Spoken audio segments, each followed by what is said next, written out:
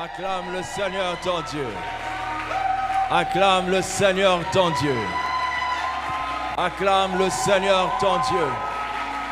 Acclame le Seigneur ton Dieu. Il est digne de louange et de gloire. Hosanna, Hosanna au plus haut des cieux. Alléluia. Alléluia. Alléluia. Bienvenue dans la maison de Dieu. Bienvenue dans la maison de Dieu. C'est une manière pour toi d'accéder et d'être reçu dans la gloire de sa puissance. Bienvenue dans la maison de ton roi. Alléluia.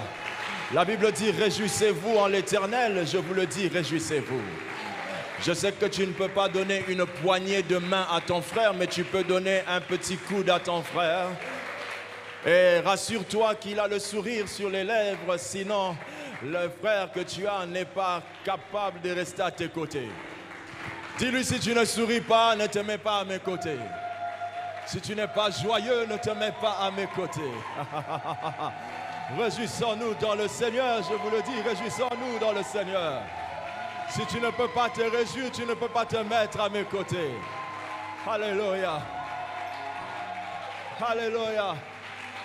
Le souvenir de tes problèmes appartient au passé. Ce qui est sûr, la gloire de la visitation divine est présente. Alléluia. Alléluia.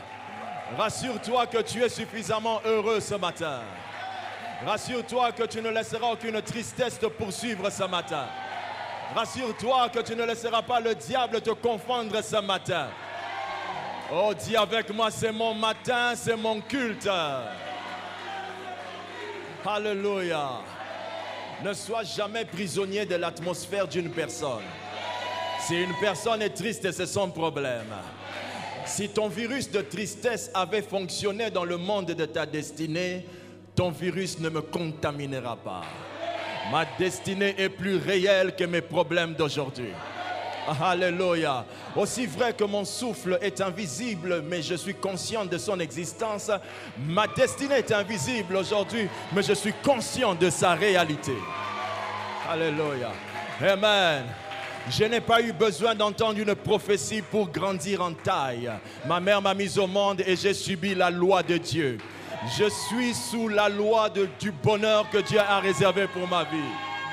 Que tu prophétises ou pas, je serai ce que Dieu a dit que je serai. Oh, alléluia. C'est pourquoi c'est le seul moment où je ne demande pas à tout le monde d'acclamer, mais à une seule personne.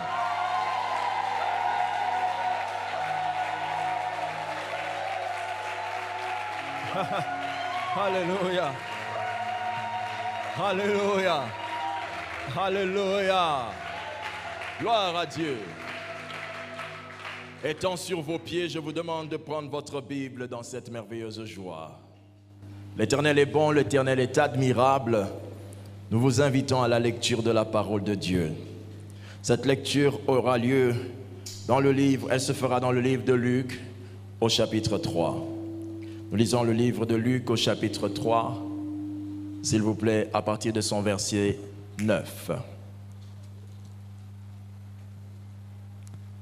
Luc chapitre 3, à partir de son verset 9.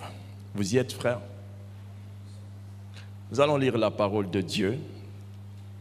Luc chapitre 3, verset 9 au verset 11.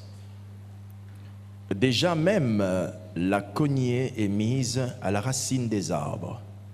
Tout arbre donc qui ne produit pas de bons fruits sera coupé et jeté au feu. La foule l'interrogeait, disant, « Que devons-nous donc faire ?» Il leur répondit, « Que celui qui a 2 tuniques partage avec celui qui n'en a point, et que celui qui a de quoi manger agisse de même. » Pouvons-nous lire ensemble maintenant? Reprenons la lecture, s'il vous plaît, ensemble, au verset 9 jusqu'au verset 11. Lisons. « Déjà même la cognée est mise à la racine des arbres. Tout arbre donc qui ne produit pas de bons fruits sera coupé et jeté au feu. La foule l'interrogeait, disant, « Que devons-nous donc faire ?» Il leur répondit que celui qui a 2 tuniques partage avec celui qui n'en a point, et que celui qui en a de quoi manger agisse de même. Parole du Seigneur, nous acclamons Dieu et nous pouvons nous asseoir. Alléluia. Ce matin, dans le nom du Seigneur Jésus, nous partagerons le thème suivant. Les 10 conseils pour que votre prospérité ne vous prive pas le ciel. Les 10 conseils pour que votre prospérité ne vous prive pas le ciel. Il est très important aujourd'hui de pouvoir parler de la prospérité dans les églises parce qu'elle est très, très mal comprise. La prospérité étant très mal comprise a fait que plusieurs d'entre nous, au lieu de se sanctifier davantage parce que nous nous prospérons, mais non, mais nous nous éloignons de Dieu de plus en plus. Et juste pourquoi? Parce que nous sommes en train de prospérer. C'est une très grave erreur parce que votre Dieu a déclaré, non pas que Dieu a l'argent, mais la Bible dit que l'or et l'argent appartiennent à Dieu. Alors, ce qui veut donc dire que si Dieu a pu maîtriser le concept de la richesse et de posséder plus que tout être sur terre, la Bible dit que même la terre l'appartient, Dieu est capable de vivre en tant que Dieu sans pour autant devenir un orgueilleux, sans pour autant devenir un méchant, mais pourtant, il possède toutes choses. C'est donc normal pour nous d'enseigner au peuple de Dieu ces choses importantes. Elles sont importantes parce que celui qui ne maîtrise pas son moment de prospérité peut rater le ciel. Le ciel. Ici, quand nous parlons du ciel, nous parlons exactement du retour glorieux de Jésus qui comptera nous ramener dans sa maison éternelle. Vous et nous sommes invités au ciel, mais nous ne sommes pas obligés d'y être si nous péchons. Si nous péchons, nous allons rater le ciel. Alors, Dieu voudrait nous sanctifier.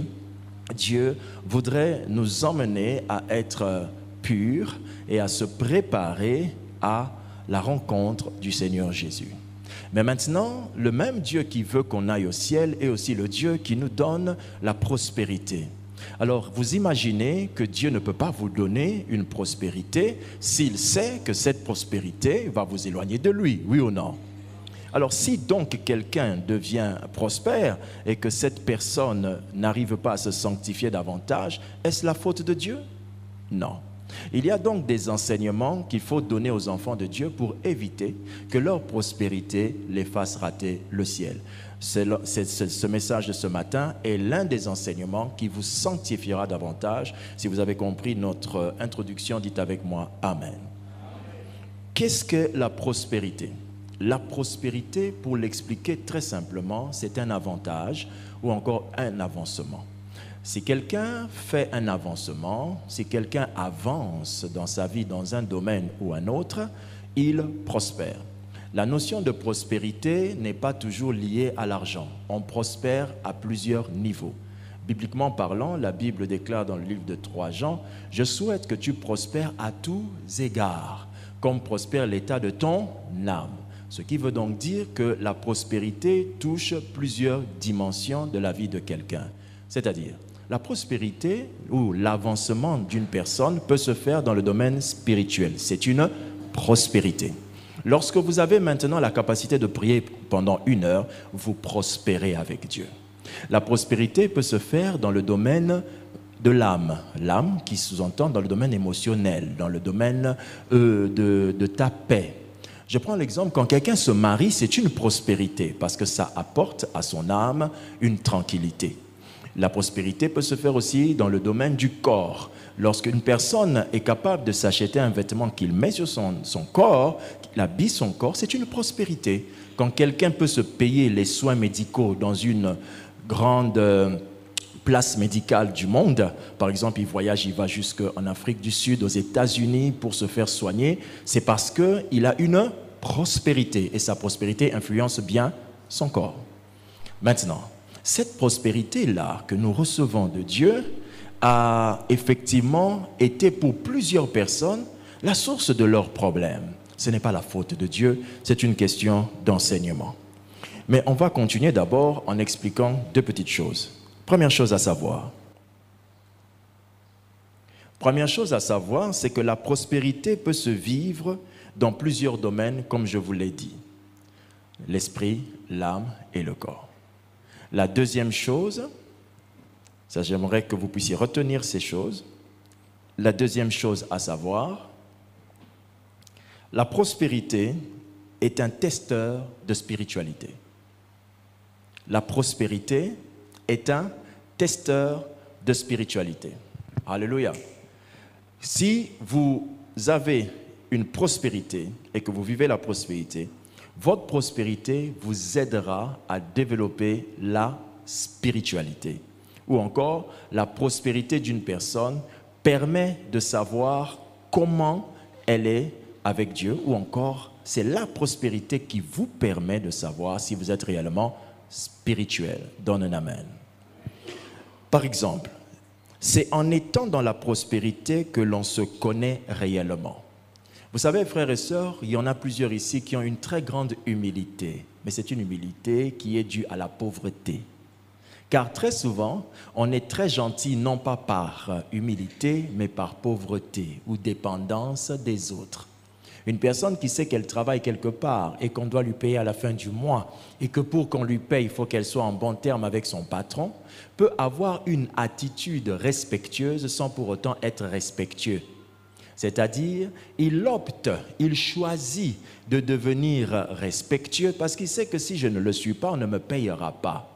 Donc, cela veut donc sous-entendre que très souvent, les gens se comportent d'une certaine manière juste parce qu'elles attendent, ces personnes attendent quoi? L'argent. Alléluia. Donc, mais c'est quand vous possédez l'argent ou la prospérité, je ne veux pas que ça soit lié seulement à l'argent, quand vous possédez la prospérité, c'est alors que vous allez découvrir qui vous êtes réellement. Il y en a plusieurs qui sont venus à temps aujourd'hui parce qu'elles savaient que si je rate le bus du matin, je tomberai dans l'embouteillage. Mais certaines personnes qui ont leur véhicule peuvent se dire, je sais, je vais prendre d'autres routes à côté et puis j'arriverai à l'église. Mais il y en a aussi qui, comme ils sont devenus prospères, elles choisissent les personnes, elles choisissent par exemple de dire non, ma Range Rover est nouvelle, les amortisseurs d'une Range Rover coûtent 13 000 $ et si j'abîme mes amortisseurs en entrant dans le petit chemin là, qui va m'acheter ça maintenant là? Non, je ne vais pas abîmer, je partirai seulement demain parce qu'à cette heure-ci, je vais tomber dans les embouteillages. La prospérité devient dans la vie de cette personne le sujet de ses péchés, la source de ses fautes. Est-ce que quelqu'un me suit? Dieu ne peut pas accepter de te perdre parce qu'il t'a rendu riche. Dieu ne peut pas accepter de te perdre parce qu'il t'a rendu prospère. Alléluia. Mais c'est, frères et sœurs, c'est quand vous êtes dans la prospérité que vous saurez qui vous êtes en réalité. Alléluia. Il y a des frères ici, quand on finit le culte, elles peuvent rester jusqu'à ce qu'on finira toutes les annonces et toutes choses. Mais il y en a, quand on finit le culte, elle descend, elle prend sa voiture et elle part. Il y a des sœurs qui font ça et des frères, il y en a en général, qui prennent leur voiture et qui partent. Parce que bon, il a sa voiture ou elle a sa voiture. Frères et sœurs dans le Seigneur, dites Amen avec moi. Dieu ne veut pas vous perdre à cause de la prospérité. Et la prospérité, pour chacun d'entre nous ici, c'est le vrai testeur de la spiritualité. Je vous donne un autre exemple. C'est dans la prospérité que l'on peut aussi mesurer le degré de notre obéissance. C'est dans la prospérité que l'on peut mesurer le degré de notre obéissance. Donne-moi un amen, s'il te plaît. Exemple. Vous savez pourquoi aujourd'hui, quand on dit à certaines personnes, frère, viens, elle vient facilement, elle n'est pas alourdie par les richesses qu'elle ne possède pas. Mais quand vous deveniez riche ou que vous prospérez, ces choses que vous détenez vous alourdissent, vous rend, comme on dit en lingala, kilo. Alors, vous pouvez même dire un jour, quand on vous dira, frère, viens, comment le pasteur peut m'appeler comme ça? Qu'est-ce qui fait que tu juges que le pasteur ne doit pas t'appeler comme ça? C'est ta prospérité. La prospérité est un testeur de spiritualité. C'est pourquoi Jésus est l'être le plus spirituel au monde et il a fait une chose qui a été mentionnée dans la Bible. Dans la Bible, il a été dit qu'il a laissé tout, il s'est fait comme un simple homme. Ça sous-entend qu'il a prouvé qu'il était capable d'obéir à Dieu malgré qu'il détenait toutes choses et que les hommes qui étaient devant lui étaient créés par lui-même.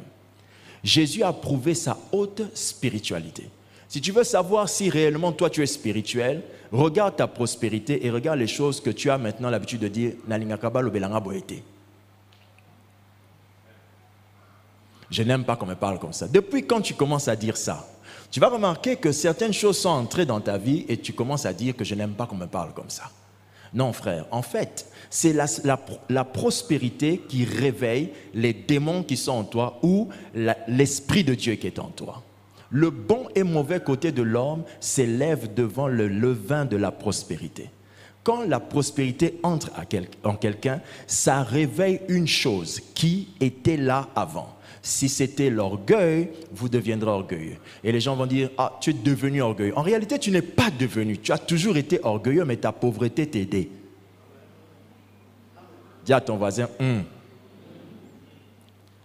Parce que, autre chose, la prospérité est un testeur spirituel parce que c'est dans la gestion des troubles de prospérité que nous connaissons notre spiritualité. C'est-à-dire, c'est dans la gestion des troubles de prospérité que nous connaissons notre spiritualité. La gestion des troubles de prospérité que nous connaissons notre spiritualité. Exemple. Dieu permet que l'on obtienne et Dieu permet que l'on perd. Savez-vous cela? Saviez-vous cela? Dieu contrôle et ce que tu as et il contrôle quand tu les perds. Dans le plan de Dieu, perdre n'est pas toujours l'œuvre de Satan, mais c'est aussi un test de Dieu. Alors, lorsque vous prospérez et que vous commencez à baisser ou encore que vous avez perdu quelque chose dans votre prospérité, votre cœur sera mis à l'épreuve. Alléluia. Exemple, si j'ai pris l'habitude de conduire ma voiture pour aller à l'église, quand ma voiture est en panne, est-ce que je peux rater le culte? Mais plusieurs le font. Mais c'est le jour où la voiture est en panne que Dieu teste ta spiritualité. Qui a compris ce que je dis? Alléluia. Oh, amen. La spiritualité, la Bible dit ceci. Je vais lire un texte pour que vous compreniez. Jacques 1, 10. Jacques 1, verset 10. La Bible dit ceci. Que le riche, au contraire, se glorifie de son humiliation. Vous voyez? Que le riche se glorifie de son humiliation, car il passera comme la fleur de l'herbe. Quand la Bible dit que le riche se glorifie de son humiliation, ça veut dire qu'un homme qui est prospère, mais qui malgré qu'il a eu une baisse, mais garde sa foi en Dieu, cette personne est une personne spirituelle. Elle est en train de glorifier Dieu malgré son humiliation. Alléluia. Frères et sœurs dans le Seigneur, je peux dire avec toi Amen. Amen. Je parle aux pasteurs. Quand les pasteurs, vous prospérez, vous devenez riches, il y a une chose que vous allez voir que le diable va faire. Vous allez envoyer toujours vos fils aller dans les forêts et vous n'irez jamais. Et vous allez souvent avoir un propos satanique, démoniaque et orgueilleux qui dit « Petit bisoto bandara boye, binope ifo boke, bokemba ». C'est une sorcellerie des hommes prospères. Alléluia. Le principe de la Bible nous enseigne qu'un père qui a prospéré fait en sorte que ses fils ne connaissent pas les souffrances que lui il a connues. Mais c'est la sorcellerie des prospères de vouloir faire souffrir ceux qui sont dans leur période de souffrance. Est-ce que tu peux m'aider à exhorter ton voisin? Peut-être il a cru que je parlais à quelqu'un d'autre. Dis-lui, c'est de nous qu'il s'agit. Alléluia. Donne un amen. Alors, bibliquement, le texte que nous avons lu au départ a dit que la cognée est déjà installée et que, à cause du fait que certaines personnes ne sont pas spirituelles dans la prospérité, elles peuvent aller en enfer. C'est ce que dit la Bible dans Luc 3 que vous avez lu. La Bible dit ceci, la foule interrogea disant, que devons-nous faire? C'était pour aller au ciel, que devons-nous faire? Jésus répond en disant, il leur répondit que celui qui a 2 tuniques partage. Attendez, est-ce que vos oreilles ont bien entendu? On pose la question à Jésus, que devons-nous faire pour pouvoir vivre la vie que tu attends de nous. Et Jésus leur dit, celui qui a 2 tuniques qu'il partage. Jésus aurait dû dire, allez en retraite. Mais il ne dit pas aller en retraite, mais il dit que celui qui a 2 tuniques partage. Pourquoi? Parce que la prospérité est un outil de spiritualité. Si tu as, partage. Quand il dit celui qui a 2 tuniques, il sous-entend que tout le monde n'a pas 2 tuniques. Mais il s'adresse à ceux qui ont 2 tuniques. Alors, il y a donc une chose importante à comprendre. Quand on est pauvre ou quand on est sans argent et qu'on n'a pas encore atteint une certaine prospérité matérielle, votre spiritualité aura tendance à être très invisible. C'est-à-dire, l'esprit m'a touché. Je sens l'onction. Mais quand vous possédez, votre spiritualité devra être visible. Que celui qui a 2 partage. Donc, les gens prospères sont spirituels en agissant. Alléluia. On va continuer. C'est pas grave. Tu vas prendre ça en chemin. Alors, pour que vous puissiez comprendre tout ce que je viens de dire en introduction, voici 10 conseils qui vont vous aider à ne pas rater le ciel malgré que vous êtes prospère. Car Jésus a dit, celui qui a 2 tuniques partage. Mais ceux qui ne feront pas ça, c'est ce qu'il a dit au verset qui avance, seront jetés au feu. En parlant de la cognée, il parlait que nous sommes comme des arbres prêts à être coupés. Celui qui n'a pas fait ce que Dieu demande, celui qui ne partage pas avec les autres, sera jeté au feu. On peut aller en enfer parce qu'on n'a pas été un bon chrétien prospère. Qui a compris cela? Alléluia. Très bien. Voici maintenant les 10 conseils pour que votre prospérité ne vous prive pas le ciel. Premier conseil. Reconnaître Dieu dans votre prospérité. Reconnaître Dieu dans votre prospérité. Ça veut dire quoi? Si vous voulez que votre prospérité ne vous éloigne pas de Dieu, vous devez faire en sorte que, à chaque fois que vous considérez ou vous regardez tout ce que Dieu vous a donné, que vous dites quoi? Merci Seigneur Jésus. Qui a compris cela? Reconnaître Dieu dans votre prospérité sous-entend toujours lui rendre grâce pour toute acquisition et toujours lui rendre grâce en vous souvenant de tout ce qu'il vous a donné. Qui dit avec moi amen? Un homme qui est marié doit apprendre à dire à sa femme, je rends grâce à Dieu pour ta vie dans ma vie. C'est-à-dire que je rends grâce, je reconnais que ma femme là est l'action de Dieu pour mon bonheur. Parce qu'une femme dans la vie d'un homme est une prospérité, un homme dans la vie d'une femme est une... Ah, je n'ai pas bien entendu ça parce que je crois qu'il y a des problèmes. Je vais bientôt reprendre les enseignements sur le mariage, ça va vous aider à revenir. Quel est le mariage qui peut me faire rater le ciel? C'est un des messages. Revenons à celui-ci. Il faut apprendre à dire à Dieu, merci pour tout ce que vous avez. Il y a des gens qui ont la bouche qui ne peut pas se fermer, qui veulent toujours parler de ce qu'ils ont. Alors vous qui avez la bouche qui ne peut pas se fermer, voici une méthode pour parler. Ah Seigneur, merci pour mon costume. Wow! Moi je ne pouvais pas penser que je pouvais mettre un costume comme ça. Qui dit amen? Ça va t'aider, toi qui aimes te vanter, à bien te vanter. Alléluia. Mais fais une chose, reconnais Dieu dans tout ce que tu as. Dis toujours Dieu. Amen. Vous savez, ce que je viens de dire va vous aider à apprendre à reconnaître qu'est-ce que Dieu m'a donné et qu'est-ce que Satan m'a donné. Exemple. Ma deuxième copine que j'ai, pendant que je suis marié, est-ce que je peux rendre grâce à Dieu pour elle? Voilà. Tu as grandi directement, je vois. Alléluia. Qui a compris cela? Voilà. Amen. Seigneur, je te rends grâce pour Maggie. Alléluia. Tu ne peux pas dire ça. La seule chose que tu peux faire en rendant grâce, c'est je te rends grâce pour Marianne. Oh Seigneur, merci pour Marianne. Marianne, c'est ma femme, ça c'est moi. Alléluia. Je te rends grâce.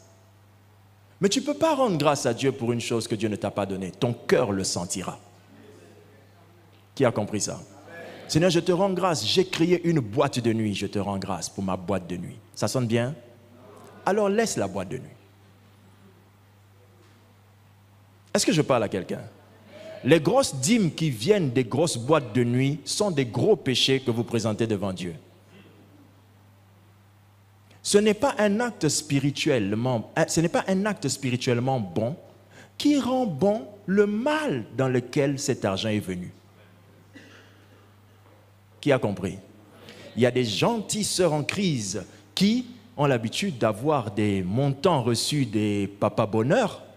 Et quand elles reçoivent ce montant des papas bonheur, elles payent la dîme fidèlement.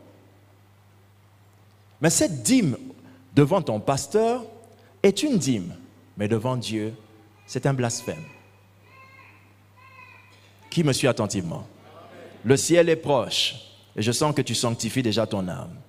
Amen. Romains 11, 36 nous dit, c'est de Dieu et par Dieu et pour Dieu que sont toutes choses. Donc tu reconnais que ça vient de Dieu. Deuxième conseil. Deuxième conseil. Pour que votre prospérité ne vous prive pas le ciel. Deuxième conseil. Dis avec moi, deuxième conseil. Utilisez votre prospérité pour poser des actes de foi qui provoquent et conservent le miracle. Utilisez votre prospérité pour poser des actes de foi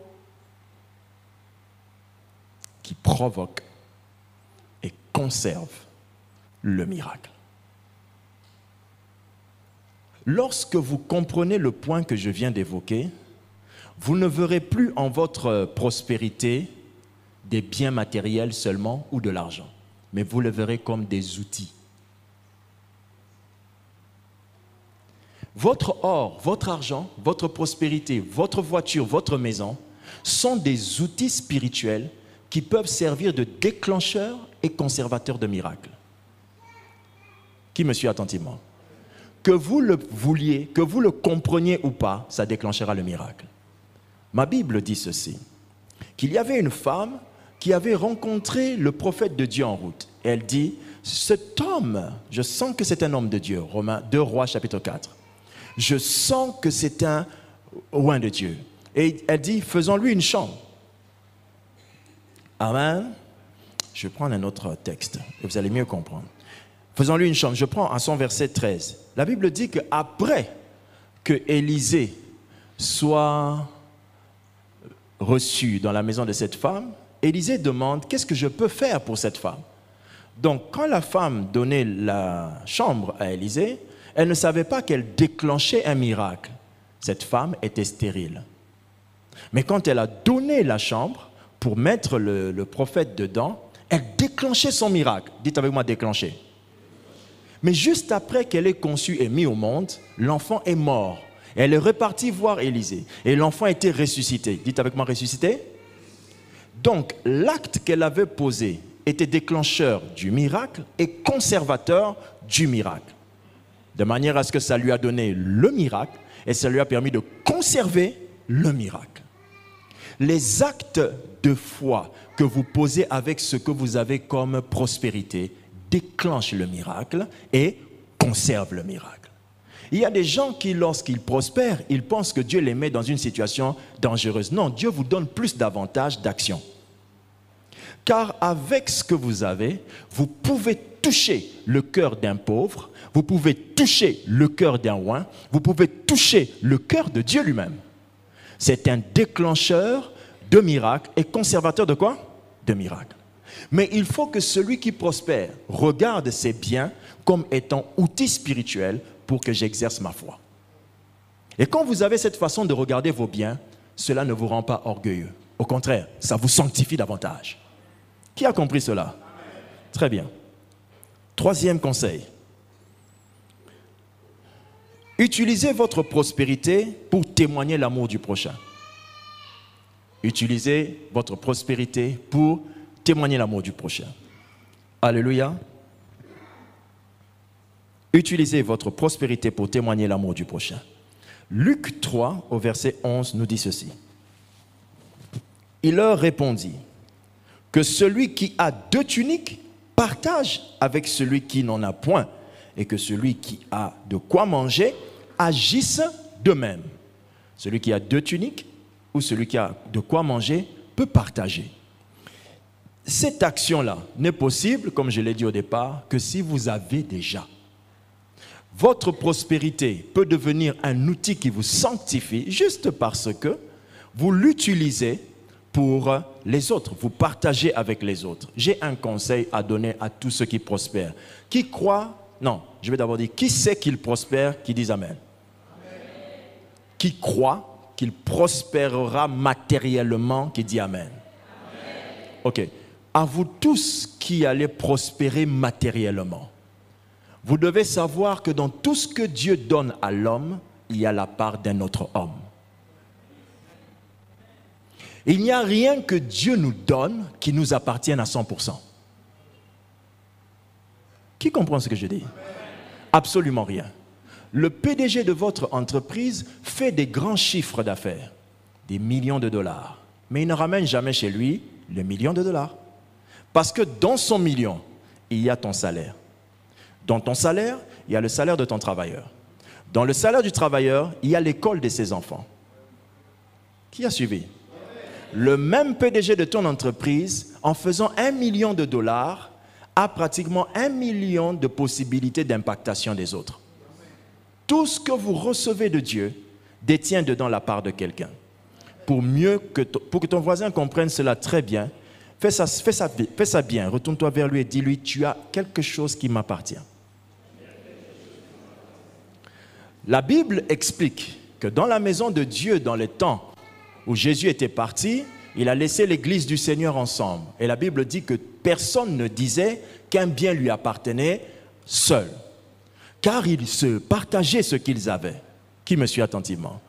Une église de Dieu qui prospère ne permet pas aux frères de manquer du travail. Qui me suit? Maintenant, attends, j'ouvre d'abord la parenthèse et puis je vais continuer. Parenthèse grandement ouverte dans ce point, je dis ceci.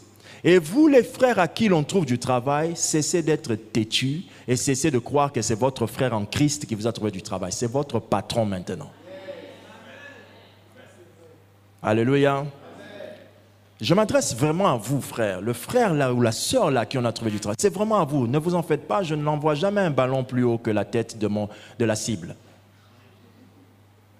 Vous devez respecter le frère et la sœur qui vous a embauché comme étant votre patron. Et non pas, frère en Christ, vous pouvez rire avec lui au salon. Le salon de votre frère qui vous a embauché chez lui est un lieu sacré. Vous n'y entrez que pour faire le service et le ménage et vous sortez. Amen. C'est des frères, ça n'existe pas. Et j'exhorte à mes sœurs qui ont engagé des sœurs chez elles d'ouvrir leurs yeux grandement et de rester spirituelles. Ne dis pas c'est ma sœur en Christ. Faites très attention. Alléluia. Alors, lorsque vous êtes prospère, votre prospérité détient une partie de quelqu'un d'autre. C'est pourquoi toute personne spirituelle, quand elle obtient son salaire, elle doit pouvoir savoir qui profite de mon salaire. Il y a maintenant 2 domaines dans ce que vous avez comme bien. Il y a ceux pour qui vous êtes obligé de faire, ou bien ceux pour qui vous devez faire, et ceux pour qui vous faites volontairement. Il y a les dus, et il y a des choses imposées, et il y a des choses volontaires. Ton travailleur, tu lui donnes quelque chose parce que c'est obligatoire. Dis avec moi amen. Mais il y a d'autres personnes à qui tu donnes par charité, par bon cœur. Dis avec moi amen. Ne dis pas, pasteur avait dit seulement qu'il fallait donner à celui qui travaille dans ma maison. Non, il y a aussi des personnes que tu ne connais pas aujourd'hui peut-être, pour qui Dieu t'appelle à faire une générosité. C'est de la spiritualité. Dites avec moi spiritualité. Encore une fois.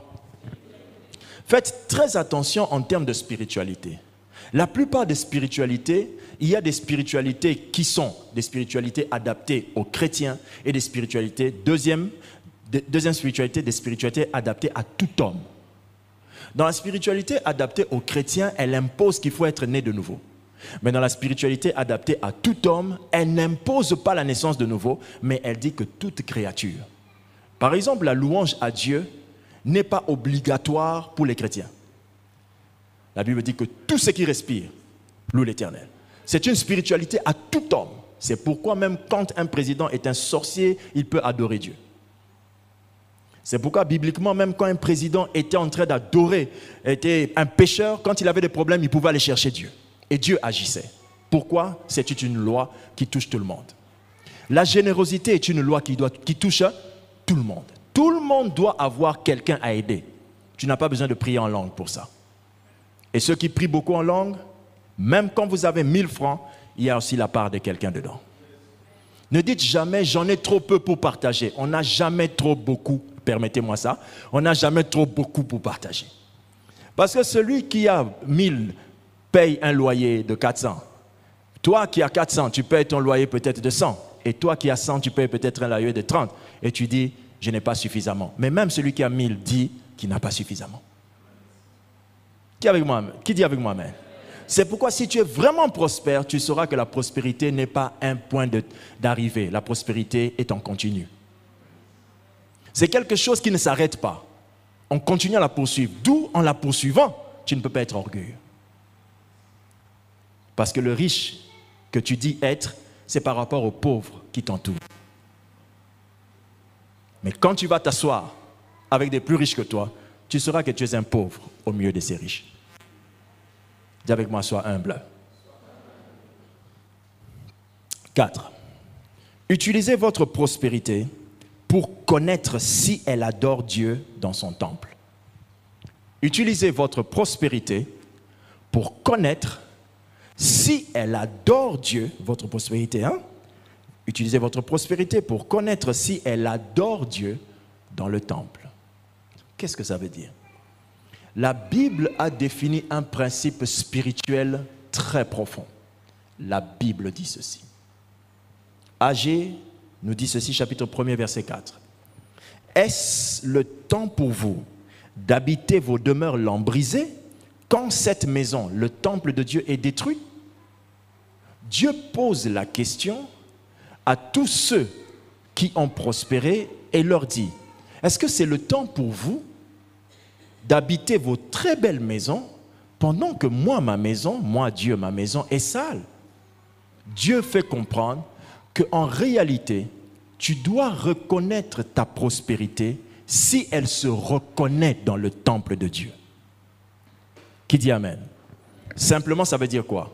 Un riche dans un temple de Dieu doit avoir dans ce temple la preuve de sa propre richesse à lui.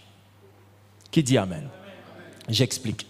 Dans les ampoules, par exemple, les ampoules qui sont là-bas, il y a des ampoules aussi qui coûtent moins cher, qu'on peut acheter et mettre. Mais s'il y a un frère qui a prospéré ou une sœur qui a prospéré, elle peut dire, pasteur, je voulais vous voir à la fin. Il voit le pasteur, pasteur, vous voyez ces ampoules-là, elles ne sont pas jolies. Lui trouvera ça pas joli en fonction de quoi? Sa prospérité. Donc la Bible enseigne que tu dois avoir dans le temple le reflet de ta prospérité. Qui dit Amen? Maintenant, on reconnaît que ta prospérité est spirituelle quand à chaque fois que tu viens à l'église, tu te sens embêté par toutes les choses que tu vois qui ne correspondent pas à ce que tu as. Qui me suit? Qui me suit? Exemple, ça fait déjà un bon moment que je demande la moquette ici. Vous avez remarqué? N'est-ce pas? Et des fois, quand tu regardes, tu te dis, si on pouvait avoir la moquette. Dis à ton voisin ceci. Ainsi parle le Seigneur.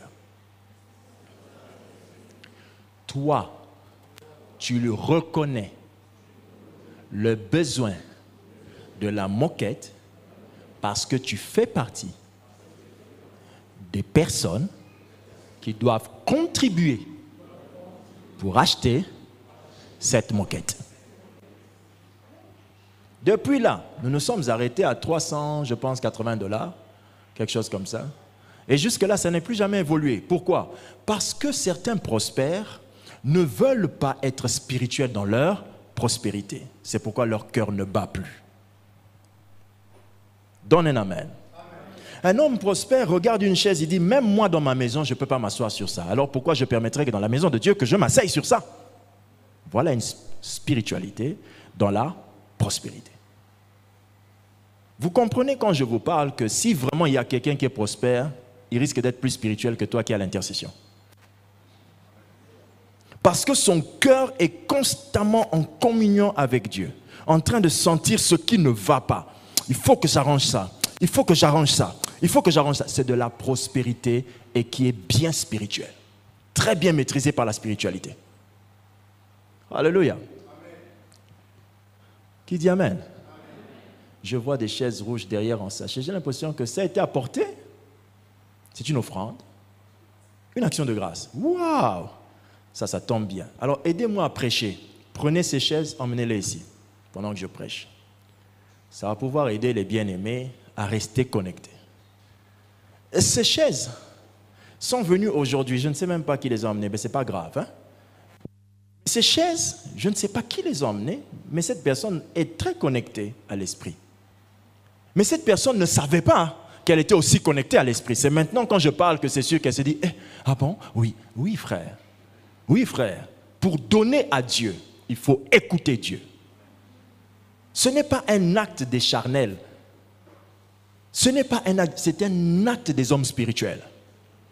Comment la personne savait que j'allais prêcher sur ça? Le Saint-Esprit m'a dit de mettre l'affiche que le matin. Vous l'avez vu dans ceux qui sont dans le groupe, je l'ai mise qu'à 8 heures passées. Pourquoi? Parce que il ne voulait pas que quelqu'un soit inspiré par mon message. Vous les alignez comme ça. Voilà. Rapprochez-les un peu pour qu'on parte du milieu jusque là-bas. J'aimerais qu'une quantité soit ici, plus élevée ici. Parce qu'il y a plus de chaises que cette distance. Donc, je crois que ça va prendre au moins 3 à chaque fois. Amen. Mais j'aimerais qu'au milieu, que vous en mettiez même 5. Alléluia. Qui dit avec moi Amen? Ces chaises ne sont pas que des chaises. C'est une spiritualité de quelqu'un. Qui me suit? Ces chaises sont l'obéissance d'une personne à la voix de qui? De Dieu. Mais je sais que cette personne n'a pas utilisé que la voix de Dieu. Elle a aussi utilisé l'observation. Dites avec moi, observation une fois. Encore une fois, observation 2 fois.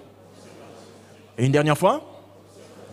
Cette personne aurait pu emmener des chaises noires. Pourquoi rouge? Pourquoi celle-ci?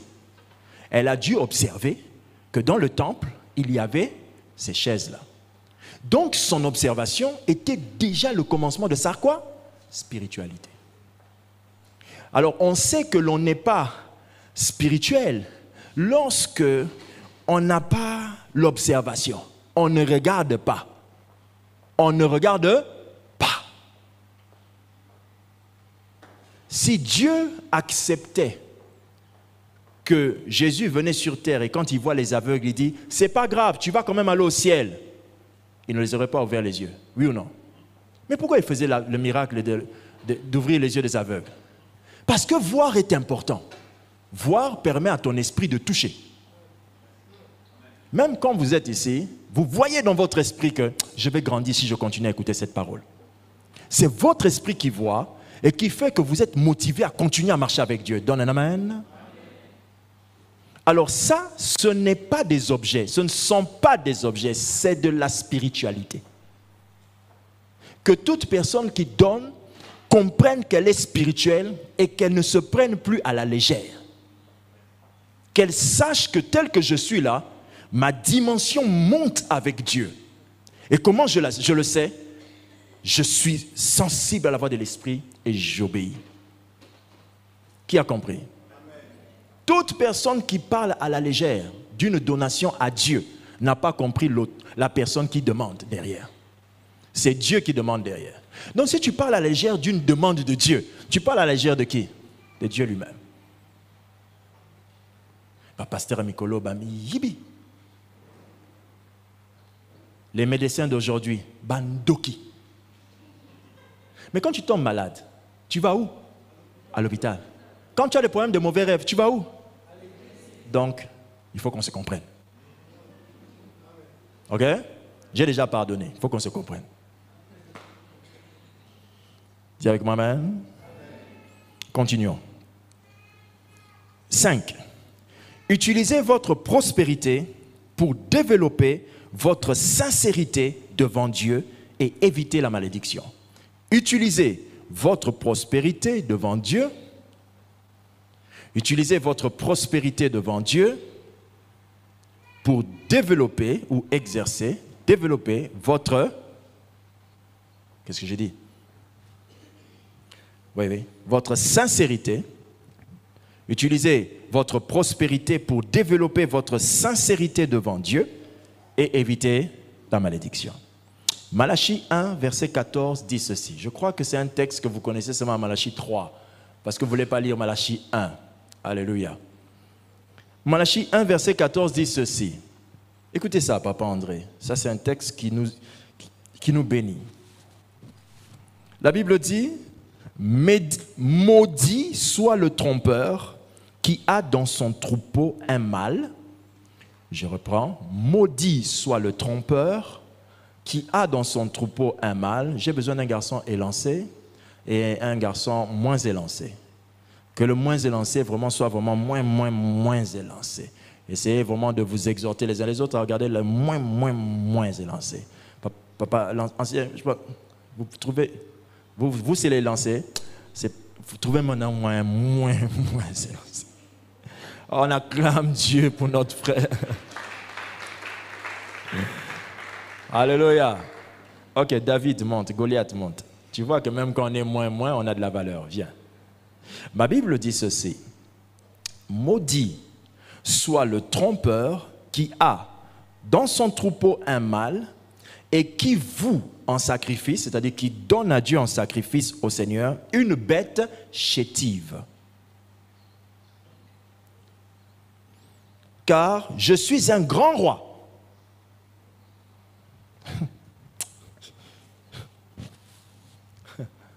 Papa André, vous êtes là, non? Je sais qu'il aime beaucoup que j'encourage les gens à faire ce que je fais. Alléluia. Maudit soit le trompeur. Vous avez vu ça aussi dans vos Bibles? Ok. Maudit soit le trompeur. Comment Dieu appelle cette personne? Trompeur. Qui a dans son troupeau un mâle, un bon, comment je vais dire ça? Un agneau, un bon agneau, oui. Bien costaud. Et la Bible dit ceci, mais qui donne en sacrifice au Seigneur une bête chétive. La Bible dit que cette personne qui fait ça à Dieu soit comment? Maudite. Alléluia. Et la Bible ajoute en disant, car je suis quoi? Un grand roi. Je suis qui? Un grand roi, dit l'Éternel des armées. Et mon nom est redoutable parmi les... Pourquoi Dieu dit qu'il est un grand roi en rapport avec la qualité de ce qu'on lui donne? Donc Dieu veut dire que celui qui me donne doit utiliser de la spiritualité pour discerner qui je suis avant de donner. C'est donc de la spiritualité que de donner à Dieu une chose que Dieu peut accepter. Dis avec moi amen. Dis avec moi, donner, c'est spirituel. Mal donné, c'est démoniaque. Le monde entier a commencé avec le péché de Ève et Adam. Et ensuite, le premier péché des enfants était quoi? La mauvaise évaluation de l'offrande. Alors, si ça, ce n'est pas spirituel, je ne vois pas pourquoi Dieu va chasser Caïn juste pour une offrande. Je ne vois pas pourquoi Caïn va tuer son frère juste pour aussi une offrande. Non, parce que Caïn savait que si Dieu a accepté l'offrande d'Abel, ma vie à moi a des problèmes. Des gens qui se sont battus jusqu'au point d'enlever la vie de son frère parce que l'offrande de son frère était acceptée. Je vais expliquer. La personne qui a donné ses chaises voit ses chaises sur l'estrade. Et il y a quelqu'un qui est assise là qui dit « Oh, pourquoi c'est seulement elle ?» Et après, à la fin du culte, elle prend une pierre, elle frappe sur la tête de la personne. Vous imaginez un peu? Comment nous, on va appeler ça aujourd'hui? Mais toi aussi, frère, Juste pour une chose pareille. C'est une folie. Non. Eux étaient spirituels. Je vous signale que le grand-père de Caïn, c'est Dieu. Toi, tu as... Toi, pour retrouver ta lignée jusqu'à Dieu, on passe par beaucoup de gens. Mais le grand-père de Caïn, c'est Dieu. Donc, il entendait parler de Dieu comme Coco à l'Obaki. Toi, tu entends parler de Dieu par un monsieur qui, lui, tu ne connais même pas son origine. Moi, non. Et après, je te parle d'un autre qui était chez les Juifs. Tu savez comment c'est compliqué? Caïn connaissait Dieu. Et quand Caïn a voulu pécher, ce n'est pas Adam qui est venu lui dire attention, c'est Dieu lui-même. Pour lui dire le mal. Le péché se couche à ta porte. Mais quel péché? C'est une affaire d'offrande. Dieu savait que si tu négocies mal l'offrande, tu commettras un péché grave. Mais combien de fois nous on vient à l'église, on pense que les offrandes, c'est ça qui enrichit les pasteurs. Est-ce que ce sont les pasteurs qui sont peu spirituels? Non, vous êtes aussi peu spirituels. Si les pasteurs ont une attitude orgueilleuse et qui se comportent mal, si certains d'entre eux le font, cela ne veut pas dire que cet acte de donner à Dieu, c'est une blague. Ce n'est pas une blague. C'est une spiritualité qui a causé la mort du premier-né, né d'un humain. Ça a causé sa mort spirituelle, la mort de Caïn, je parle. Alléluia. Amen. Qui comprend ce que nous disons? Alors la Bible dit, tu ne peux pas faire ça. Donc, Dieu connaît vos bourses. Dites avec moi, bourse. Bourse veut dire ce que tu as en réalité. Dieu connaît ce que vous avez en réalité. Et Dieu sait que vous avez en réalité 10 000 francs. Alors vous dites à Dieu, Amen. Amen. Nous allons acheter la parcelle. Vous preniez 1000 francs pour donner à Dieu. Alors là, nous voyons seulement ce que vous avez fait. On dit Amen, que Dieu bénisse ceux qui ont donné. Et là, Dieu dit, pas lui. Pourquoi? Il a retenu la meilleure offrande.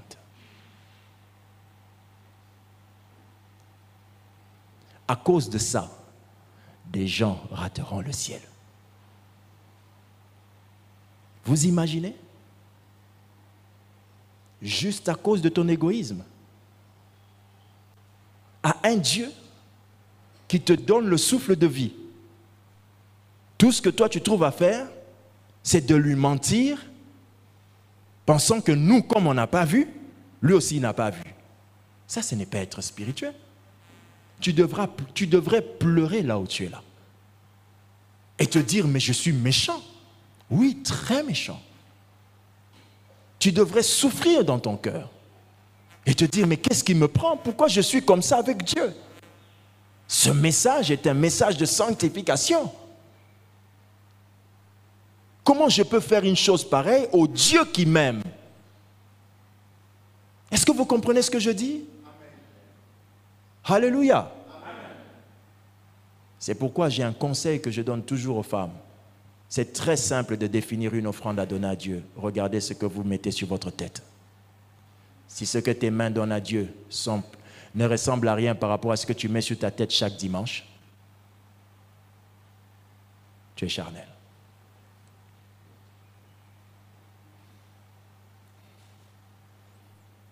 Dis à ton voisin, courage. Merci, les 2 offrandes. Je continue. 6e chose, pour que votre prospérité ne vous prive pas le ciel. La 6e chose concerne tous les parents. Pour que ta prospérité ne te prive pas le ciel, éduque tes enfants sur la prospérité. Éduque tes enfants sur la prospérité. 6e, éduque tes enfants sur la prospérité. La Bible dit que instruis l'enfant selon la voie qu'il doit choisir, et quand il sera vieux, il ne s'en détournera pas.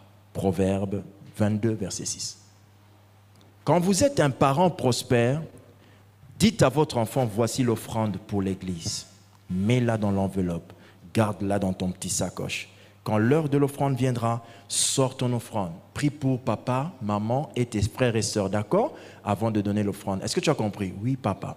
Nos enfants sont des bons exécuteurs. Je vous assure, un enfant, si tu lui as dit ça, il va le faire même mieux que toi. La preuve en est que toi, tu n'exhortes pas à la maison, mais ton enfant exhorte les chaises vides dehors.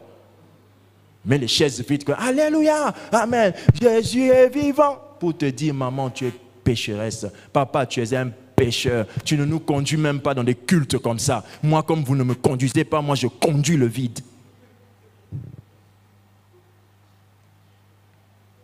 Enseignez vos enfants la prospérité.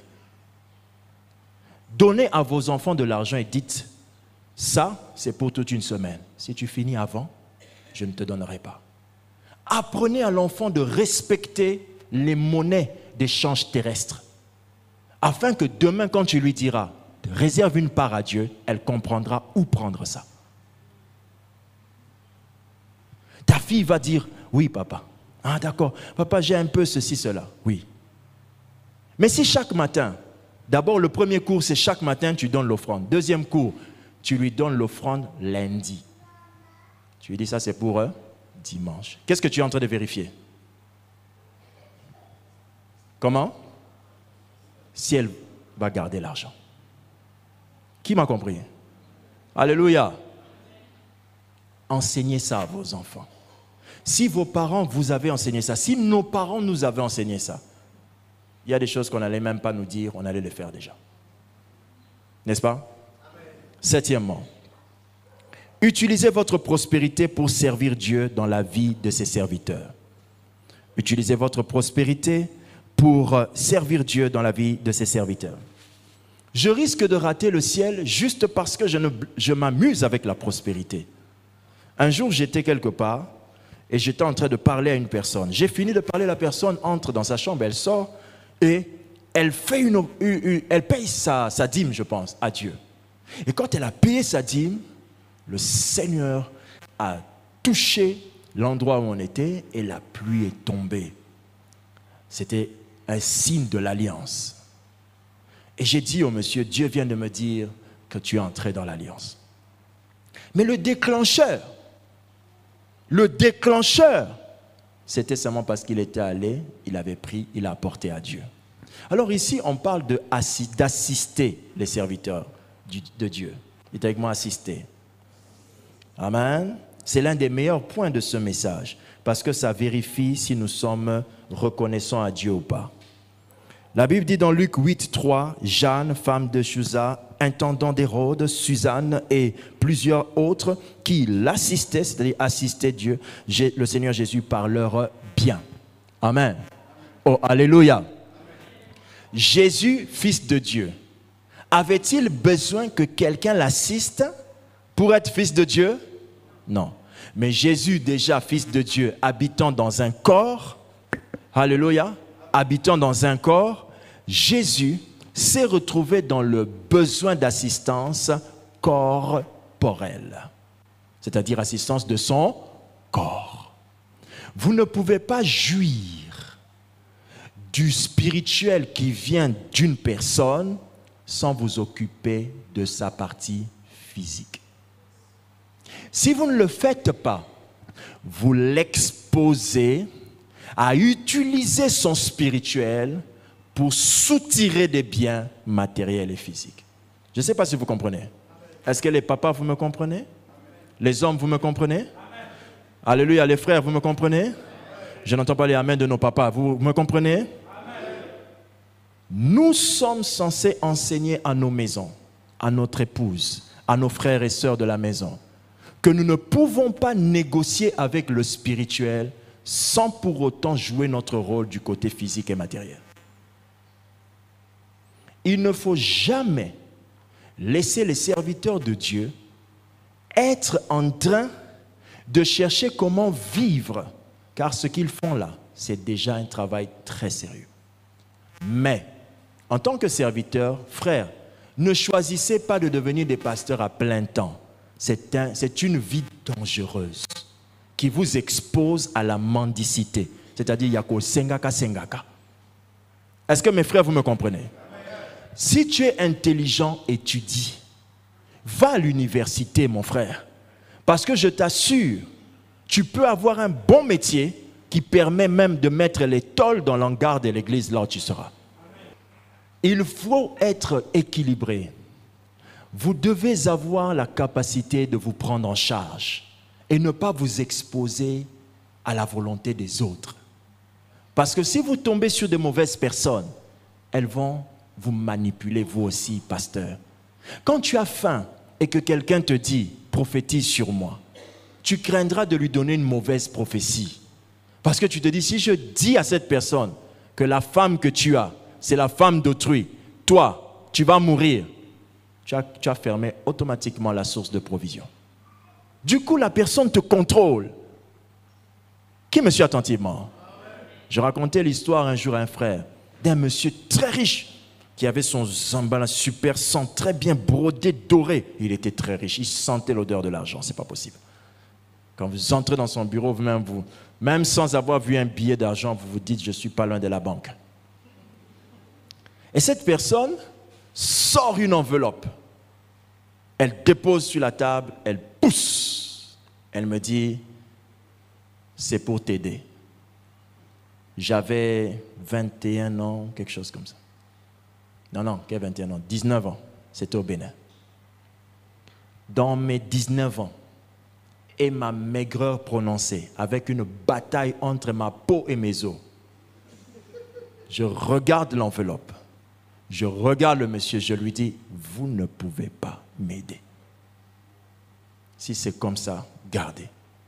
Je suis sorti, j'ai pleuré en route. Ça coûte cher de protéger ses valeurs. Très cher. Et souvent, ça laisse des cicatrices. Pour vous éviter cette douleur, mes fils, mes filles qui sont appelées, pardon, travaillez.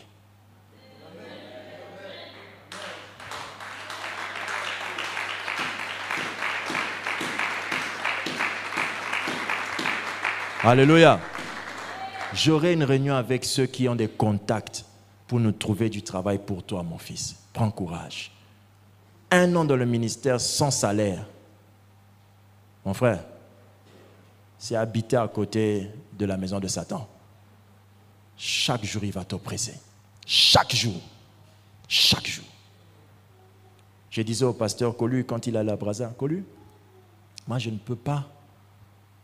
Nous, on ne peut pas demander. Reste seulement comme ça. Ton Dieu viendra te visiter. Mais ça, ce n'est pas une vie que je voudrais que l'on donne à d'autres missionnaires. L'Église a grandi. Nous sommes aujourd'hui capables de faire certaines choses parce que nous ne sommes pas seuls. Dites avec moi, nous ne sommes pas seuls. Si nous avons aujourd'hui des offrandes pour la mission, ça va nous aider de payer nos missionnaires.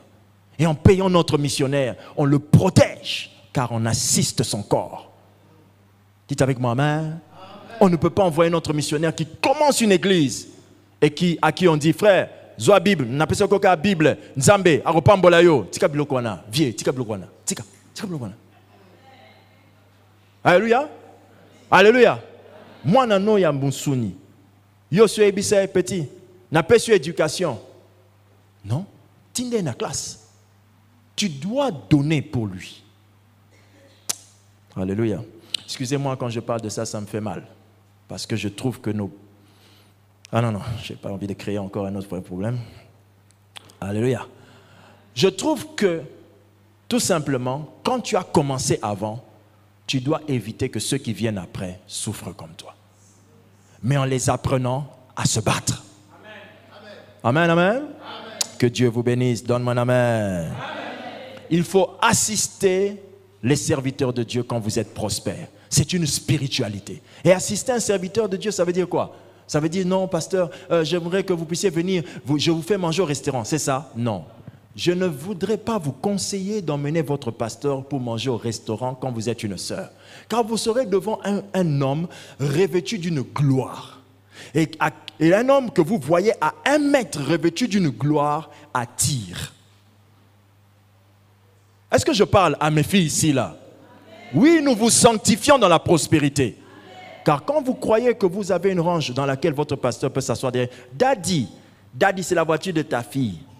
Vous allez au restaurant, Daddy, on mange un restaurant, Daddy, mbongo mzambe na yo asali.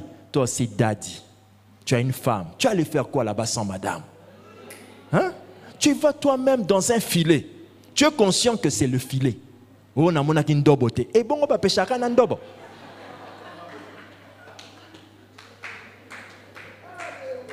Alléluia. Ça, c'est un filet.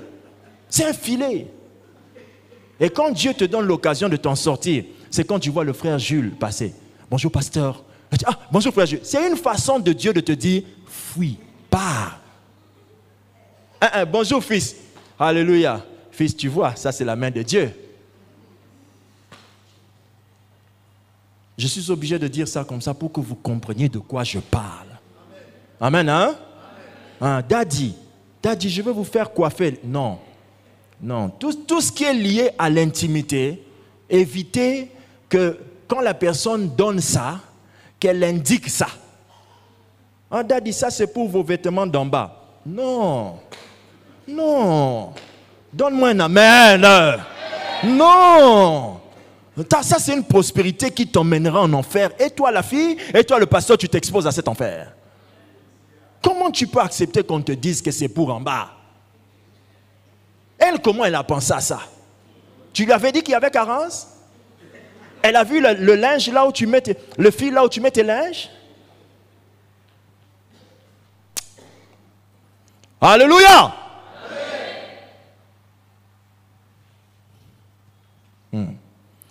Prenez soin des serviteurs de Dieu. Amen. Prenez soin. Soyez observateurs, toujours observateurs. Cette cravate-là de papa, là, il a mis ça 3 fois. C'est bien, papa, c'est mon offrande. Observateur. Qui me suit? Que Dieu bénisse votre vie si vous comprenez ces choses. Hein? C'est de la spiritualité. 8. Utilisez votre prospérité pour faire profiter Dieu de son œuvre, pour faire profiter Dieu et son œuvre. Utilisez votre prospérité pour faire profiter Dieu et son œuvre. Utilisez votre prospérité pour faire profiter Dieu et son œuvre dans l'espace des frontières de votre réussite. Dans l'espace des frontières de votre réussite. Maman Bijou, je vais vous expliquer une chose. Dans la prospérité, tout ce que nous acquérons dans la prospérité élargit l'espace de notre succès. Exemple, j'ai une parcelle, j'ai des voitures, vous me suivez? Et il y a un séminaire à l'église et on a besoin d'intercéder pour le séminaire. Je peux dire, on peut intercéder dans ma parcelle. Amen. Le groupe de prière peut venir dans ma parcelle. Et je peux aussi dire quoi? Je vais mettre ma voiture pour qu'on aille chercher les invités à la conférence, au séminaire. Qui a compris? C'est une manière d'utiliser l'espace de vos frontières de prospérité pour que Dieu en profite. Qui a compris? Ces télévisions viennent des maisons de quelqu'un. Sa télé, il a donné, il a donné. Il fait profiter à Dieu son espace. Quand on a voulu remettre, ils ont dit non, Dieu a pris. Dieu avait besoin, Dieu prend. Qui me suit? C'est une façon de faire profiter à Dieu l'espace de votre succès. Alléluia. Quand vous sortez, ça j'ai donné l'exemple par rapport à un séminaire, mais quand vous sortez d'un culte et que vous avez la possibilité de partir dans tel endroit, vous voyez des frères à l'arrêt. Alléluia.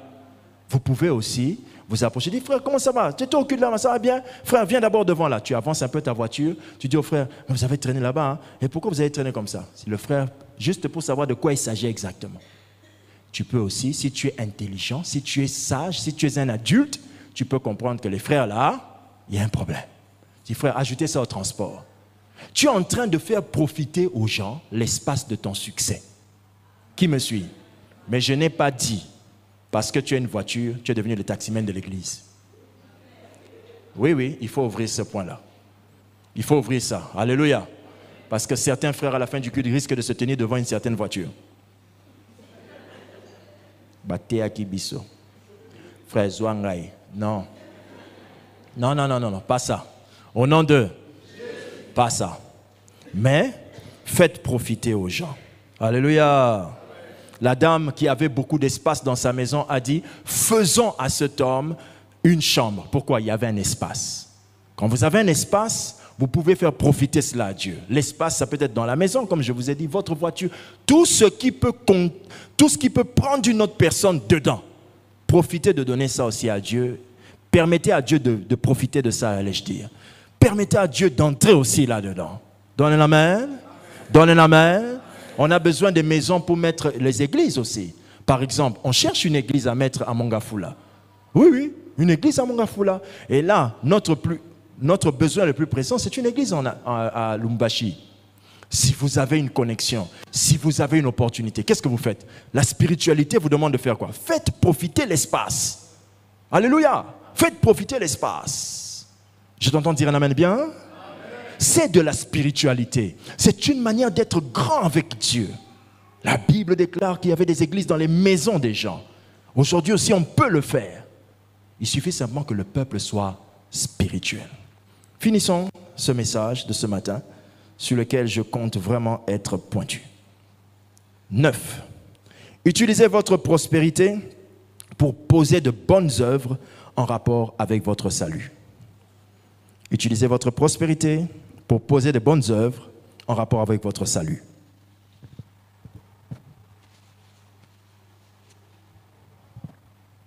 Utilisez votre prospérité pour poser de bonnes œuvres en rapport avec votre salut.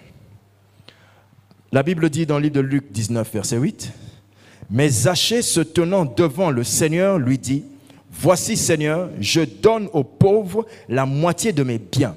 Et si j'ai fait tort à quelque chose, à quelqu'un, je lui rends le quadruple. » Parce qu'il avait beaucoup, il dit, « Je donnerai même 4 fois plus si je dois à quelqu'un. » Quand vous avez de la prospérité, vous avez l'occasion d'exercer tout ce que vous sentez dans votre cœur en rapport avec votre salut. C'est-à-dire, le monsieur là venait de rencontrer Jésus. Jésus dit dans la suite de ce texte au verset 9 que cette personne, le salut est entré dans sa maison. Jésus dit que le salut est entré dans la maison de quelqu'un qui a dit à haute voix, je donne ceci, je donne cela. Mais pourquoi Jésus parle de salut qui entre dans la maison? Parce que Jésus sait, si tu n'as pas le réel salut dans ton cœur, tu ne comprendras pas le besoin des autres. Vous voyez ça? C'est ça le problème. C'est ça le problème. Le problème, c'est que nous, quand on vous a enseigné la prospérité, l'erreur que nous commettons, c'est de détacher la prospérité de la spiritualité. C'est une erreur. Qui a compris cela? Amen. Alléluia. Amen. Oh, alléluia. Amen. Il faut poser des actes. Je prends un exemple. Tu écoutes une prédication. Dans la prédication, tu es touché. Tu dis, ah Seigneur, merci pour ce message. Quand tu entends ce merci pour ce message, des fois, tu te dis, non, je vous vois souvent vous lever, vous scellez la parole. C'est ce que vous faites, non? Hein? Vous mettez pas, vous mettez une fois. Mais si tu n'en avais pas, ton amen là, va seulement être ici. Amen, amen, amen. Tu manques ce que tu voulais faire. Il y en a qui souffrent comme ça dans le culte. Je le sais parce que j'en souffrais moi-même.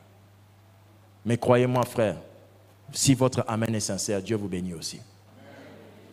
La chose ici dont on parle, c'est de vous dire que quand vous êtes prospère, vous avez entre vos mains de quoi devenir encore spirituel. Amen, amen. Amen, amen. Si on avait vu une seule chaise, est-ce qu'on allait emmener ça ici? C'est la prospérité, le nombre, l'avancement des chaises qui a attiré l'attention. Vous me suivez, frère? Quand on a béni Ésaü, à la place, on avait béni Jacob, mais quand on voulait bénir Ésaü, Isaac a dit à Ésaü, va me préparer un gibier. Et quand il a mangé, il a aimé d'abord avant de bénir. Les choses en rapport avec la prospérité, frère, c'est spirituel. Et la qualité de votre donation joue beaucoup aux yeux de Dieu. Maintenant, quand je parle de qualité, c'est toujours en fonction de prospérité de chacun. Quand j'en ai beaucoup, je donnerai à Dieu beaucoup. Quand j'en ai peu, je donnerai à Dieu le beaucoup de mon peu. Qui a compris ça? Parce que ton 1000 francs qui viennent de tes 2000, c'est 50%. Mais les 5000 qui viennent de 100 000, ce n'est pas la même chose. Qui a compris? Enfin, 10e point. Ouvre grandement tes oreilles ici. Utilisez votre prospérité pour recevoir la bénédiction sur votre prospérité. Oui. Utilisez votre prospérité pour recevoir la bénédiction sur votre prospérité. La prospérité, quand elle est bien comprise, elle peut devenir un réel outil pour grandir avec Dieu. Un réel. Mais utilisez votre prospérité pour faire quoi? Pour recevoir une bénédiction sur votre prospérité. Amen. Je vous ai dit au départ, la prospérité, elle est en continu, elle ne s'arrête pas. On cherche toujours à en avoir. Quand tu arrives à payer à tes enfants l'école primaire, ce n'est pas le même montant que l'on payera à l'université, oui ou non? Je ne sais pas si vous savez, certains ici, que l'université dans certains pays coûte le prix d'une parcelle par an. Et le prix même de certaines maisons dans certains villages. Alléluia. L'université coûte des 20 000 $ dans certaines nations. 50 000 $ dans certaines nations. Vous voyez, quand votre enfant est un enfant, tout petit, vous devez donner ce qui correspond.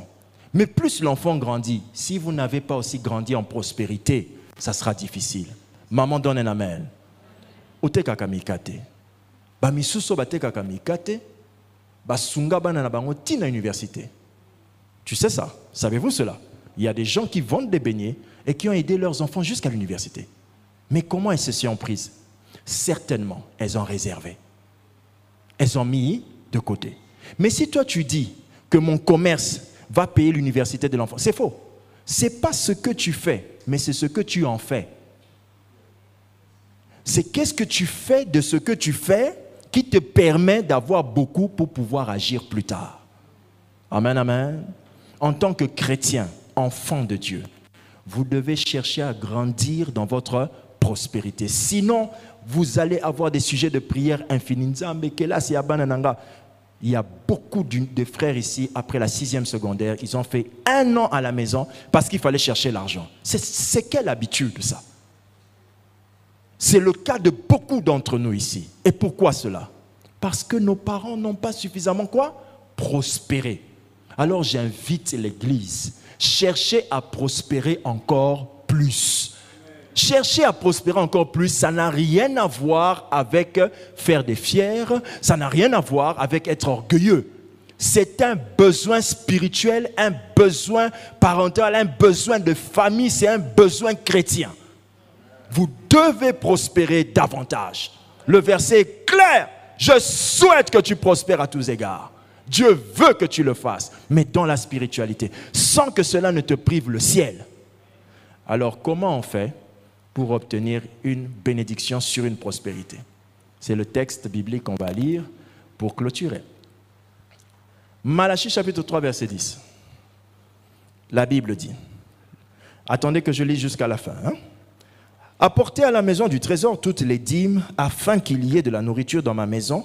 Mettez-moi de la sorte à l'épreuve, dit l'Éternel des armées, et vous verrez si je n'ouvre pas pour vous les écluses des cieux, si je ne répands pas sur vous la bénédiction en abondance. Ce texte est en train de dire que Dieu va répandre la bénédiction, comment? En abondance. Ça veut dire que quand tu donnes à Dieu ta dîme, la Bible dit que Dieu te donne la bénédiction. Mais quelle bénédiction? En abondance. Ça veut dire que si ça t'avait trouvé dans une prospérité, ça t'élèvera dans une autre prospérité. Qui a compris? Ça, c'est le déclencheur de prospérité en prospérité. Lorsque vous êtes capable d'être fidèle. Dans votre dîme, vous déclencherez votre prospérité. Donne un amen. J'aimerais que ton cœur s'ouvre à ces choses.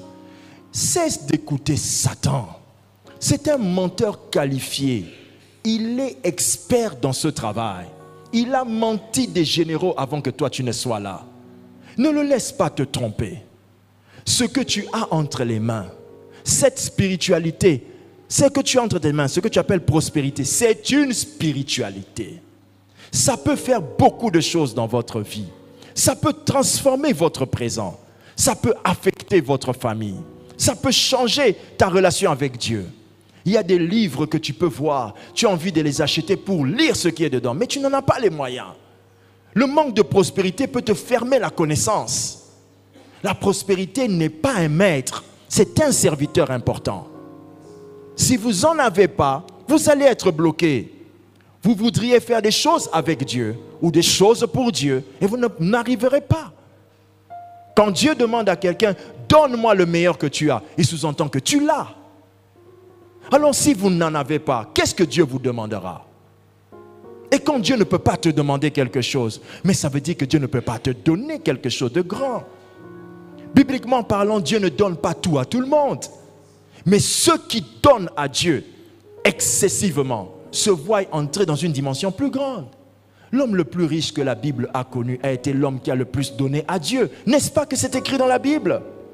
Alors c'est à cause d'un aventurier prophète que vous avez rencontré il y a 5 ans ou 10 ans qu'aujourd'hui vous allez balancer par la fenêtre une réalité biblique. Ne vous laissez pas embrouiller par Satan. C'est lui qui est en train de bloquer votre vie. C'est lui. Ayez des enfants qui vous disent le matin, maman, non, mon offrande, mon offrande.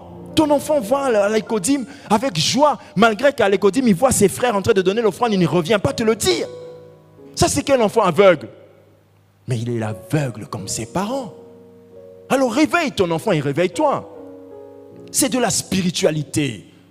C'est de la spiritualité. Ce sont des gens qui ont été touchés, qui ont réalisé ces choses. Ce sont des gens touchés qui réalisent toutes ces choses que vous voyez autour de vous. Ce ne sont pas des anges qui descendent du ciel. Ah non, frère. Aujourd'hui, vous vous plaisez à être là où vous êtes parce qu'il y a des héros qui sont dans le silence, assis à côté de vous. Ce sont eux qui permettent à la vision de sortir de l'invisible, de devenir matérialisé. Quand vous sortez, vous voyez votre comptoir administratif, vous dites, j'aime le comptoir de l'église, mais ça ne s'est pas fait par des anges. Il y a des gens qui ont donné l'espace de leur connaissance pour que ça soit possible, tels que les peintres. Ils n'achètent pas la peinture, mais ils peignent gratuitement. Qu'est-ce qu'il fait? Mais il contribue. Sans son art, on n'arriverait pas à ce genre de précision. Ça, c'est un jeune homme avec son équipe dans l'église, incroyable. Il applique la peinture avec amour. Et quand il en manque, il ajoute des choses. Ce sont des gens inspirés qui réalisent les donations que vous voyez. Ce ne sont pas des charnels. Ce ne sont pas des charnels. À vous qui êtes dans l'intercession et dans les départements spirituels, cessez de considérer ceux qu'on appelle partenaires comme étant des charnels. Et vous qui êtes partenaires, quand vous vous réunissez, priez. Prenez conscience que notre capacité, notre prospérité n'est pas simplement un avantage sur les autres, mais un devoir. Nous avons un service à fournir. C'est pourquoi Dieu nous a mis là. Donne un amen. Lorsque comment s'appelle ce monsieur-là? Mardochée est allé voir sa nièce. Il lui a dit, c'est peut-être pour un temps comme celui-ci que tu es arrivé à la royauté, Esther. C'est peut-être pour un temps comme celui-ci que vous êtes là. Pourquoi on n'a pas encore acheté la parcelle de l'église? Mais peut-être parce que vous n'avez pas encore compris à quoi vous servez. Même quand on fait les collectes dans les églises, frères et sœurs dans le Seigneur, donnez un amen pour que j'explique. Même quand on fait les collectes dans l'église, croyez-moi, on ne collecte pas avec tout le monde. On collecte qu'avec ceux qui sont destinés à ça. Il y en a qui donnent par mouvement, mais il y en a qui donnent par inspiration. Alléluia. Et quand vous pouvez, prenez vos pieds et allez aux finances, demandez-leur, combien avons-nous pour l'achat partiel? Vous risquez de tomber par l'arrière. Alors cela veut donc dire que personne ne veut faire en sorte que sa prospérité soit ressemblée à l'église, soit vue dans son église. Non frère, ça c'est un manque de spiritualité. C'est un manque de spiritualité. Amen. Un manque de spiritualité. Un manque de spiritualité. S'il vous plaît, réveillez-vous. Satan est en train de vous embrouiller. Il sait qu'il ne t'empêchera pas de prier, mais il veut t'empêcher de donner avec connaissance. Il veut t'emmener au point où tu donnes sans comprendre ce que tu fais. Il veut t'emmener à dominer sur ton pasteur. Quand tu lui donnes plus, tu as une attitude bizarre. Satan est en train de t'avoir. Ne suivez pas ça. Répentez-vous. Rappelez-vous de toutes les fois où vous avez donné à Dieu une génisse chétive, une offrande chétive, petite, pendant que vous saviez que vous avez la capacité d'en donner plus. Dites à Dieu, non, pardonne-moi. Voici ce que j'ai toujours enseigné aux fils et aux filles de cette assemblée. J'ai toujours dit ceci. S'il y a quelque chose qu'il faut apprendre à faire pour déclencher une prospérité dans sa vie, c'est de se fixer une limite d'offrande à ne jamais aller en bas de ça. Vous vous dites, quand je viens à la maison de Dieu, moi, Germain, Germaine, François, Françoise, Paul et Pauline, je ne donnerai jamais en bas d'autant. Ça, c'est de la spiritualité. Et l'année qui viendra, je monterai. J'augmenterai à chaque fois mes seuils, mes limites d'offrande. Je vais augmenter ça chaque année. C'est de la spiritualité. C'est de la spiritualité. Il faut beaucoup de foi en Dieu pour se comporter comme ça.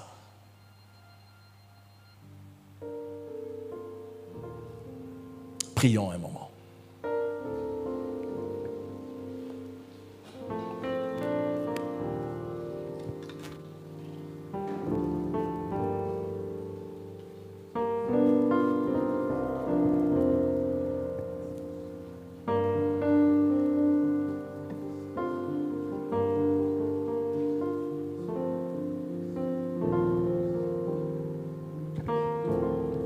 Père, je demande pardon pour toute l'Église.